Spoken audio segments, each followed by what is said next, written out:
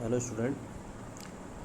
पिछले आपके लेक्चर में हम लोगों ने यहाँ तक देख लिया था कि उत्तर दिशा क्या होती है। इससे पहले हम लोगों ने पूरा डिस्कस किया था। पिछले लास्ट लेक्चर में हमने वर्गीकरण देखा था पहले कि सर्वे का आप वर्गीकरण कैसे कर सकते हैं उपकरणों के आधार पर। ठीक, उपकरणों के आधार पर आप सर्वे को देख सकते हैं, जरीब में बांट सकते हैं, दिक्सूचक पटल है, थियोडोलाइट, टिकमॉपी, ये सब में बांट सकते हैं। हमने डिस्कस किया था। फिर हमने देखा था कि सर्वेक्षण के मूलभूत सिद्धांत क्या है, यानी फंडामेंटल प्रिंसिपल क्या है, बेसिक प्रिंसिपल क्या है। फिर हमने पहला प्रिंसिपल देखा था पूर्ण से अंश की ओर सर्वेक्षण कार्य को बढ़ाना। ऐसा क्यों किया जाता है? क्योंकि जो त्रुटियाँ उत्पन्न हुई हैं किसी भी क्षेत्र में वो पूरे क्षेत्र में ना फैल जाए और किसी क्षेत्र विशेष में जहाँ ये उत्पन्न हुई है वहीं तक ही सीमित रहे। फिर हमने देखा दूसरा प्रिंसिपल कि नए बिंदु की अगर स्थापना करनी है तो कम से कम आप 2 संदर्भ बिंदुओं से करेंगे। ठीक, फिर हमने देखा कि ये कैसे प्रोसेस बढ़ाते हैं, आपका कंट्रोल पॉइंट, मेन लाइन, ये सब देखा हमने। फिर आपने ये देखा कि त्रुटियाँ कैसे क्षेत्र में निहित रहती हैं और बड़े आकार नहीं ले पाती हैं। अगर हम उल्टा कार्य करते हैं तो कैसे बढ़ जाती हैं, ये भी देखा था हमने। फिर हमने देखा था कि रैखिक मापें क्या होती हैं, यानी रैखिक माप क्या होती है, कितने टाइप की होती है। ठीक, अगर ऊर्ध्वाधर समतल में लेते हैं तो ऊर्ध्वाधर मापें होती है, रैखिक समतल में लेते हैं यानी क्षैतिज समतल में लेते हैं क्षैतिज मापें होती हैं। फिर हम लोगों ने इनकी यूनिट देखी थी कि इकाइयाँ क्या क्या हो सकती हैं। कुछ इकाइयों से आप जान वाकिफ़ भी हैं और कुछ इकाइयाँ हमने कल डिस्कस की थी। ठीक, और एग्ज़ाम पॉइंट ऑफ व्यू से आपसे पूछे नहीं जाएंगे एग्ज़ाम में, डिप्लोमा के एग्ज़ाम में, सेमेस्टर एग्ज़ाम में, लेकिन आपको पता होना चाहिए फ्यूचर के लिए कि फ्यूचर में अगर आप इंटरव्यू देते हैं या कुछ भी करते हैं, आप काम करते हैं साइट पे, तो आपको ये काम आएंगे। ठीक, फिर कुछ क्षेत्रीय मापें होती हैं जो आपको क्षेत्र विशेष में पता होनी चाहिए, जैसे लाठा, बीघा, ये सब पता होना चाहिए। उत्तर प्रदेश की मापें हैं ये। फिर हम लोगों ने देखा था कि कोणीय माप क्या होती हैं। ठीक, कोणीय माप किसी निश्चित दिशा के संदर्भ में लिए जाते हैं, ये भी देखा था हमने। फिर हमने देखा था कोणीय माप 2 तरह की होती हैं, क्षैतिज कोणीय माप हो सकती है, ऊर्ध्वाधर कोणीय मापें हो सकती हैं। फिर हमने इनकी यूनिट्स देखी थी कि यूनिट क्या क्या हो सकती हैं, जैसे डिग्री है, मिनट है, सेकंड है, रेडियन है, ये सब इनकी मापें हैं, यानी इकाइयाँ इनकी। फिर हम लोगों ने देखा था कि जो दूरी मापने की विधियाँ कौन कौन सी हो सकती हैं। प्रत्यक्ष विधि हमने देखी, अप्रत्यक्ष विधि देखी। प्रत्यक्ष विधि में हमने कहा था कि अगर आप जिन स्टेशनों के बीच में, जिन बिंदुओं के बीच में आप दूरी नाप रहे हैं, अगर उन स्टेशनों के बीच में अगर आप उपकरण को चलाते हैं या आप खुद चलते हैं तो वो आपका कहलाता है प्रत्यक्ष विधि के अंतर्गत। और बिना उन दोनों स्टेशनों के बीच में चले आप डायरेक्टली अगर कोई दूरी फाइंड कर लेते हैं तो उसको कहते हैं अप्रत्यक्ष विधि। ठीक, तो इसको कहते हैं आप अप्रत्यक्ष विधि। अप्रत्यक्ष विधियों में हमने देखा प्रकाशीय विधि हो सकती है, विद्युत चुंबकीय विधि हो सकती हैं। फिर प्रत्यक्ष में हमने देखा कदम गिन के हो सकता है, पैसोमीटर हो सकता है, पेरिम्बुलेटर हो सकता है, पीडोमीटर हो सकता है, स्पीडोमीटर हो सकता है, चेन हो सकती है, टेप हो सकता है। ठीक, तो ये इंस्ट्रूमेंट हो सकता है। फिर हमने देखा कोणीय मापन की विधियाँ भी देखी। कोणीय मापन की विधियाँ कौन कौन, जैसे दिक्सूचक हो सकता है। दिक्सूचक यानी आपका कंपास जो होता है आपका हॉरिजॉन्टल एंगल मेजर करता है क्यों। फिर आपके पास बॉक्स एक्सटेंट हो सकता है। फिर आपका थियोडोलाइट हो सकता है, आजकल टोटल स्टेशन होता है जो ऊर्ध्वाधर क्षैतिज दोनों कोणे माप सकता है। ठीक, फिर पैमाने क्या होते हैं। पैमाने हमने देखा, पैमाना किसको कहते हैं। पैमाना अगर आपको कोई फील्ड की माप को अगर पेपर में दिखाना तो आपको कुछ पैमाना मानना पड़ता है।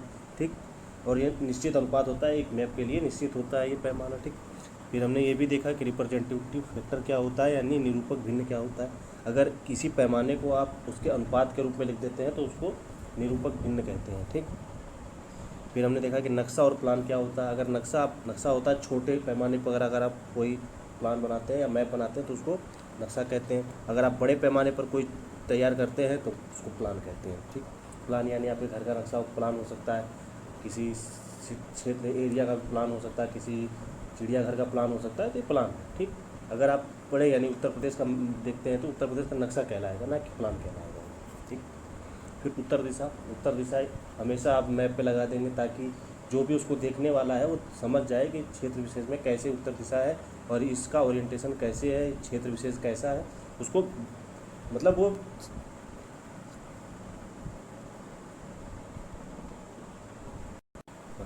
भ्रम की स्थिति में ना रहे। ठीक, तो ये आपका है उत्तर दिशा। फिर हमने यहाँ तक हमको देख चुके थे लास्ट लेक्चर में। फिर हमको देखना था कि नक्शे का सिकुड़ना। तो नक्शे का सिकुड़ना क्या होता है।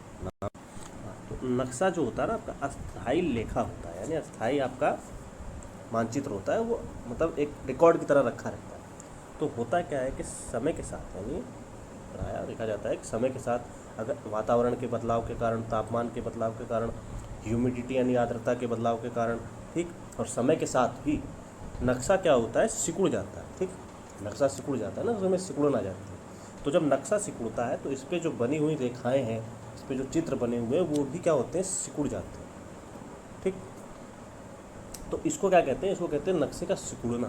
ठीक, तो अब होता क्या है, जैसे मान लीजिए अगर आप आंकिक पैमाना बनाते हैं, ठीक, यानी संख्यात्मक पैमाना बनाते हैं। संख्यात्मक पैमाना क्या होता है, संख्यात्मक पैमाना आप लिखते हैं 1 सेंटीमीटर इक्वल टू 5 मीटर। ठीक, तो ये आपका है संख्यात्मक पैमाना यानी न्यूमेरिकल स्केल। ठीक, तो ये जो स्केल होती है ये काम नहीं करती है उस केस में। क्यों? क्योंकि स्थिति भ्रम पैदा कर देती है आपके मन में। कैसे भ्रम पैदा करती है भी देखते हैं इस बार। तो ऐसी स्थिति से बचने के लिए आप क्या करते हैं, ग्राफिकल स्केल बनाते हैं, यानी आरेखीय पैमाना बनाते हैं। आरेखीय पैमाना आपने फर्स्ट ईयर की ड्राइंग में बनाया होगा, इंजीनियरिंग ड्राइंग में, यानी साधारण पैमाना बनाया होगा, उसके बाद आपने विकर्ण मापनी बनाई होगी, तो ये सब पैमाने बनाए होंगे। तो साधारण पैमाना कुछ ऐसा होता है। ठीक, इनके बीच में लाइनें खींची होती हैं। ठीक, आप देख सकते हैं ना, अगर आपके घर में कोई नक्शा उक्सा है तो उसमें बना रहता है कोने में, साइड में।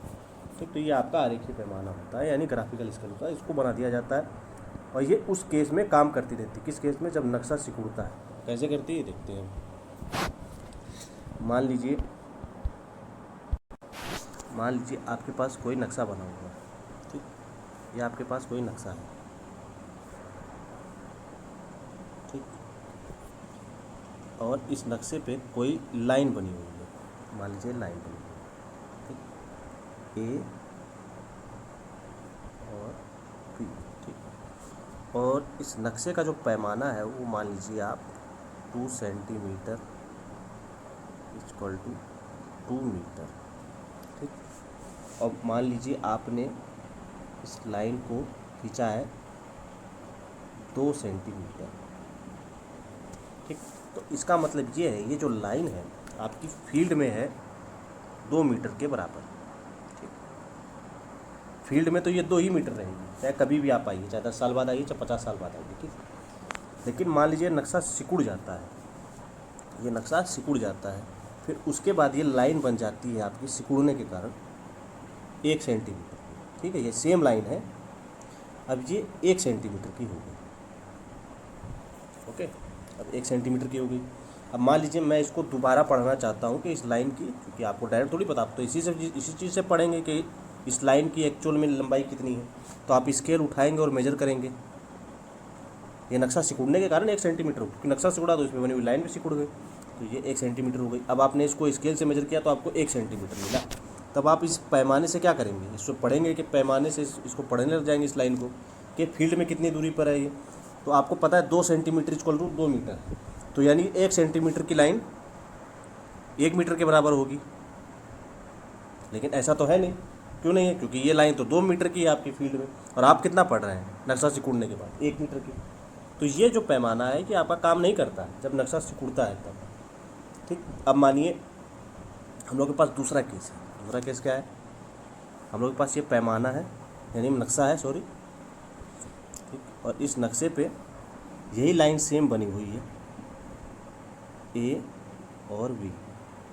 ठीक, इसकी लंबाई 2 सेंटीमीटर है। ठीक, और आपने अब की बार आरेखीय पैमाना बनाया है। ठीक, आरेखीय पैमाना बनाया है। आरेखीय पैमाना मतलब ये 0, 1, ठीक, या फिर इसको 2 लिखिए आप, 2, 4, 6, ये मीटर में है नीचे, 2, 4, 6 जो मीटर में, और इसके बीच की दूरी है 2 सेंटीमीटर। हर खाने के बीच की दूरी है 2 सेंटीमीटर। ठीक, ये हर खाने के बीच की दूरी 2 सेंटीमीटर। यानी ये स्केल आपको क्या बता रही है? ये स्केल बता रही है कि जो 2 सेंटीमीटर आपका पेपर पे है वो आपका 2 मीटर आपका ग्राउंड पे है। ठीक, अब मान लीजिए किसी कारणवश ये नक्शा सिकुड़ा और ये 1 सेंटीमीटर का हो गई ये लाइन, जो पहले 2 सेंटीमीटर की थी। ठीक, फील्ड में कितनी है ये लाइन? अब 2 सेंटीमीटर के हिसाब से पढ़ लीजिए, 2 मीटर की है ये लाइन फील्ड में, तो फील्ड में तो 2 ही मीटर रहेगी, कभी भी आई है चाहे। तब ये कितनी की हो गई? ये आपकी लाइन हो गई 1 सेंटीमीटर। तो हुआ क्या? अब जब इस नक्शे से पढ़ोगे तो ये 2 सेंटीमीटर खाना बना हुआ था, ये भी तो नक्शे पे ही बना हुआ है, तो ये 2 सेंटीमीटर का खाना भी क्या होगा, सिकुड़ जाएगा, यानी कम हो जाएगा, यानी ये भी 1 सेंटीमीटर का हो जाएगा। ठीक है, ये भी 1 सेंटीमीटर का हो जाएगा। तब आप क्या करोगे, स्केल से इन दोनों खाने के बीच की दूरी पढ़ोगे तो आपको मिलेगा 1 सेंटीमीटर। फिर आप नीचे देखोगे तो यहाँ पे दिखाएगा 2 मीटर, यानी 1 सेंटीमीटर इक्वल टू 2 मीटर। तब आप क्या करोगे, इसको पढ़ने लग जाओगे फिर से। अब क्या करो, 1 सेंटीमीटर आया तो आपको ये स्केल बता रही है 1 सेंटीमीटर इक्वल टू 2 मीटर, यानी सही है भाई, ये लाइन फील्ड में 2 मीटर की है, जो कि पहले भी 2 मीटर की थी आपकी। ठीक, तो नक्शा सिकुड़ा, लाइन सिकुड़ी, तो लाइन सिकुड़ी तो पैमाना भी अपने आप सिकुड़ गया, क्योंकि ये पैमाना भी तो आपके मैप में बना हुआ है, तो मैप में जितनी रेखाएं बनी हुई सब सिकुड़ जाएंगी। ओके, तो ये जो पैमाना होता है, आरेखीय पैमाना, ये इस दशा में भी काम करता है। कब, जब नक्शा आपका सिकुड़ता है तब। इसीलिए नक्शे के जब सिकुड़ते हैं नक्शे, तो उसमें आरेखीय पैमाने बना दिए जाते हैं पहले से। ठीक, तो इसके कारण क्या होता है कि इसमें कोई त्रुटि नहीं आने पाती, ऐसी स्थिति में भ्रम की स्थिति भी नहीं पैदा होती जो उसको दोबारा पढ़ेगा। ठीक, तो क्या लिखा हुआ है, ऐसी स्थिति में संख्यात्मक पैमाना सही माप नहीं पड़ेगा, जो कि हमको पता नहीं पड़ेगा। क्यों, अभी देखा हमने। इस त्रुटि को दूर करने के लिए रेखण पत्र पर कोने में एक लेखा चित्रीय पैमाना बना दिया जाता है, यानी ग्राफिकल स्केल बना दिया जाता है। ठीक, ग्राफिकल स्केल कुछ ऐसी बनती है। मान लीजिए अगर ये मीटर में लिखा हुआ है ऊपर वाला, और इसके बीच की दूरी 1 सेंटीमीटर है। ठीक, तो ये स्केल आपको ये बता रही है कि 1 सेंटीमीटर इक्वल टू 10 मीटर। क्यों, ये खाना है 1 सेंटीमीटर का आपकी स्केल के ऊपर, लेकिन ऊपर लिखा हुआ 10, 20, 30, 40, यानी 1 सेंटीमीटर इक्वल टू 10 मीटर, ये बता रही है ये स्केल। ठीक, जो आपने बनाया होगा जब आपने फर्स्ट ईयर ड्राइंग में ड्राइंग पढ़ी। तो हमने देखा कि नक्शे का सिकुड़ना क्या होता है, नक्शे के सिकुड़ने कंडीशन में क्या क्या होता है। अब कुछ सांकेतिक चिन्ह आते हैं, जैसे अगर आप कोई नक्शा देखते हैं, आप, ठीक, तो उसमें अगर कोई आकृति आती है तो उस आकृति का हम शेप बनाते हैं, ना कि उस आकृति का वहाँ पे नाम लिखते हैं। ठीक, हम आकृति का शेप बना देते हैं। ठीक, अलग अलग आकृति के अलग अलग शेप हो सकते हैं, जैसे भवन का ये हो गया, पेड़ का ये हो गया। ठीक, तो इससे देखने वाले को पता लग जाता है कि पेड़ है। यहाँ पे आप पेड़ लिखेंगे नहीं, बस उसकी आकृति बनाएंगे। ठीक, इसी तरह से अगर आपको उत्तर दिशा दिखानी है तो यहाँ कोने में उत्तर दिशा दिखा देते हैं ऐसे टाइप, तो वो समझ जाता है कि उत्तर दिशा का साइन है। तो हर साइन का अपना मतलब होता है। जैसे फर्स्ट ईयर ड्राइंग में आपने बनाया होगा, आपने देखा होगा कि कंक्रीट का साइन ऐसा होता है। अगर कंक्रीट का साइन आपको बनाना है तो आप फर्स्ट ईयर ड्राइंग में देखे होंगे, कुछ ऐसा बनाते हैं। ठीक, तो ये क्या साइन है, ये आप समझ जाता है, देखने वाला ड्राइंग देख के समझ आता है कि कंक्रीट है। ठीक, फिर लकड़ी का आपने स्केच बनाया होगा, वुड का, उसका आपने स्टील का बनाया होगा, तो ये सब इसी तरह से सर्वे में भी यूज होता है, क्योंकि सर्वे में भी आपको नक्शा बनाना है तो कुछ साइन यूज होते हैं। साइन देखते हैं कौन कौन से यूज होते हैं। पहला आपका उत्तर दिशा के देखिए इस तरह का साइन यूज होता है आपका कुछ। तो उत्तर दिशा का साइन ऐसे एन करके वैसे गोला बनाइए और एन करके उसी डायरेक्शन में दिखा दीजिए, ये नॉर्थ है आपका। ठीक, तो ये नॉर्थ डायरेक्शन का है। अगर आपको मेन स्टेशन दिखाना है, ठीक, यानी मुख्य बिंदु दिखाना है, यानी मुख्य सर्वे स्टेशन दिखाना है, तो आप ऐसे दिखाते हैं। ठीक, और आपको ट्रैवर्स स्टेशन दिखाना है, यानी चक्रम स्टेशन दिखाना है, या सब स्टेशन यानी उप स्टेशन दिखाना है, तो कुछ इस तरह से गोला बना के दिखाते हैं। चेन लाइन आप ऐसे दिखाते हैं, डॉट बनाते हैं, फिर 3 डॉट रहता है, फिर एक लाइन रहती है, फिर 3 डॉट रहता है, फिर लाइन रहती है, फिर 3 डॉट रहता है, तो चेन लाइन। अगर आपको कोई रिवर दिखानी है तो रिवर तो आप ऐसे ही दिखाते हैं। ठीक, दिशा दिखा देते हैं बहने की। ठीक, बहने की दिशा भी दिखा देते हैं कि इस तरह रिवर जा रही है। फिर कैनाल है तो कैनाल एकदम स्ट्रेट दिखाते हैं आप। ठीक, ये कैनाल के हैं साइन, तो ये साइन पता होनी चाहिए, एग्जाम में आ सकते हैं, कोई बड़ी बात नहीं।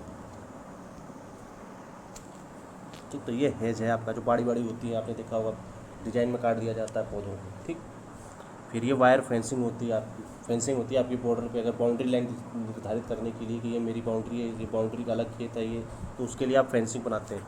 तो अगर आप वायर की फेंसिंग करते हैं तो आप क्या करेंगे, ऐसे बना के कट लगा के फिर। ठीक, तो ये वायर की फेंसिंग है, मतलब इसमें वायर यूज हुए हैं फेंसिंग बनाने में। फिर पाइप की फेंसिंग होती है आपकी। पाइप की फेंसिंग में क्या है, यानी पाइप गाड़ी जाती है ऐसी, फिर तिरछी पाइपें चलती हैं ऐसी। ठीक, तो बाउंड्री लाइन दिखाने के लिए होती है प्रॉपर्टी की। ठीक, फिर आपके पास बिल्डिंग हो सकती है। ठीक, बिल्डिंग भी कौन सी हो सकती है, पक्की बिल्डिंग हो सकती है। कच्ची को हम डॉटेड से दिखा देते हैं। कोई कच्ची बिल्डिंग है तो उसको डॉटेड लाइन से दिखा देते हैं आप, पक्की बिल्डिंग है तो उसको पक्की लाइन से दिखा देते हैं, फुल लाइन से दिखा देते हैं। ठीक, अगर आपके पास झोपड़ी हो कोई, तो झोपड़ी को कुछ इस तरह से दिखाते हैं आप। ठीक, फिर अगर आप मान लीजिए आपके पास कोई देखिए टेम्पल को इस तरह से दिखाते हैं आप, ठीक, ऊपर त्रिशूल का निशान बना देते हैं ताकि पता चले कि मंदिर है, ठीक। चर्च को आप इस तरह से दिखाते हैं, ऊपर इस साइन का इसका साइन बना देते हैं, मंदिर में इस साइन का साइन बना देते हैं, ठीक। फिर मॉस्क्यू मतलब मस्जिद है, तो मस्जिद में कैसे करते हैं, 3 गुंबद बना देते हैं आप, ठीक। फिर आपके पास बेंच मार्क है आपके पास, ठीक, तो बेंच मार्क का साइन ऐसे होता है BM,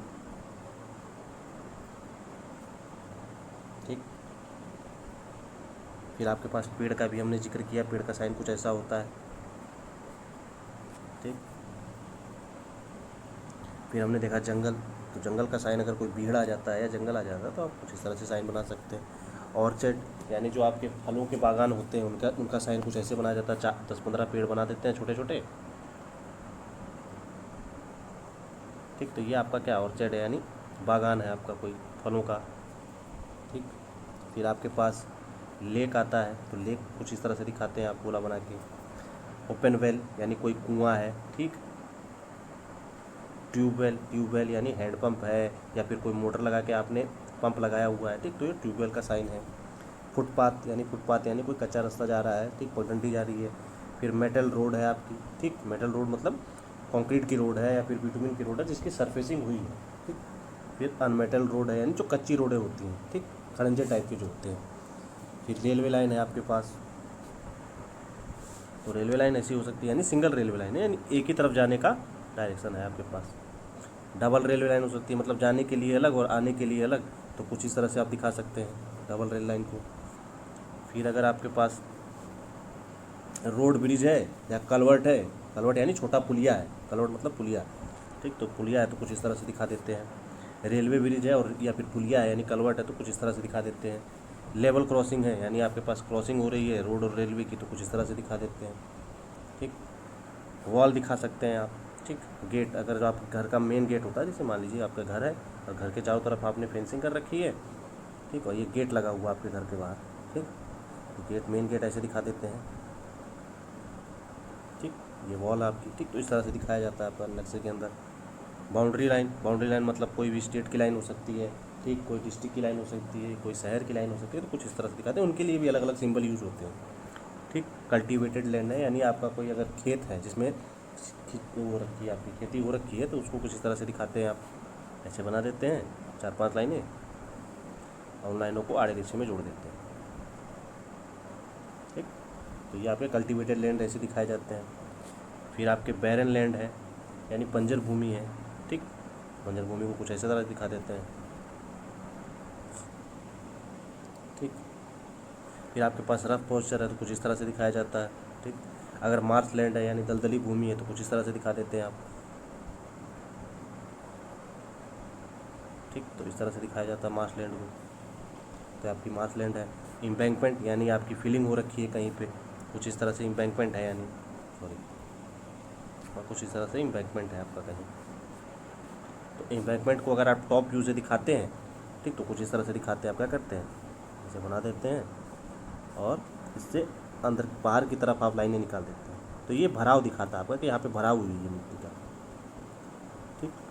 अगर आप उल्टा करते हैं तो कटाव दिखाने लग जाएगा, यानी अगर आप ऐसे करते हैं और इसके बीच में लाइन बना के और इधर से लाइनें दिखा देते हैं तो ये कटाव दिखाएगा लाइन इसका, यहाँ पे मिट्टी काटी गई है, ठीक। फिर आपके पास टेलीफोन लाइन हो सकती है यानी टेलीग्राम की लाइनें हो सकती हैं। फिर आपके पास टेलीग्राम का पोस्ट हो सकता है, ठीक, जैसे मान लीजिए टेलीग्राम लाइन है जो वायर जाते हैं टेलीग्राम के, ठीक। फिर आपके पास उसका पोस्ट भी हो सकता है, नहीं खंभा हो सकता है जिसके ऊपर ये लाइनें जाती हैं, तो खंभे का भी आप डिटेल लेते हैं सर्वे में, ठीक। फिर आपके पास इलेक्ट्रिकल लाइन हो सकती है, यानी इलेक्ट्रिकल लाइन है तो उसको गोले को पूरा डार्क करके फिर दिखाते हैं, उससे पता चल जाता है कि इलेक्ट्रिकल लाइनें हैं, ठीक। और इलेक्ट्रिकल पोल दिखाते हैं तो डबल आप एरो बना देते हैं ऐसे करके, उससे पता चल जाता है कि इलेक्ट्रिकल पोल है आपका। तो ये आपके ये पूछा जा सकता है एग्जाम में, कोई बड़ी बात नहीं, ठीक।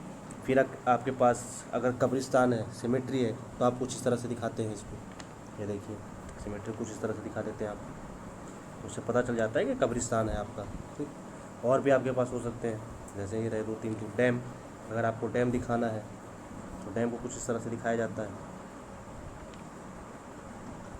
उससे पता चल जाता है कि डैम है, ठीक। तो ये था आपका पहला यूनिट, क्या इंट्रोडक्शन। तो इंट्रोडक्शन में हमने देखा हम सिलेबस के अकॉर्डिंग चल रहे हैं और सिलेबस में जो जो चीज़ें हैं हमने डिस्कस कर ली है। ठीक, अब इसके आगे हम लोग देखेंगे आपका नेक्स्ट चैप्टर जिसका नाम है जरीब सर्वेक्षण यानी चेन सर्वे। ठीक, तो उसको भी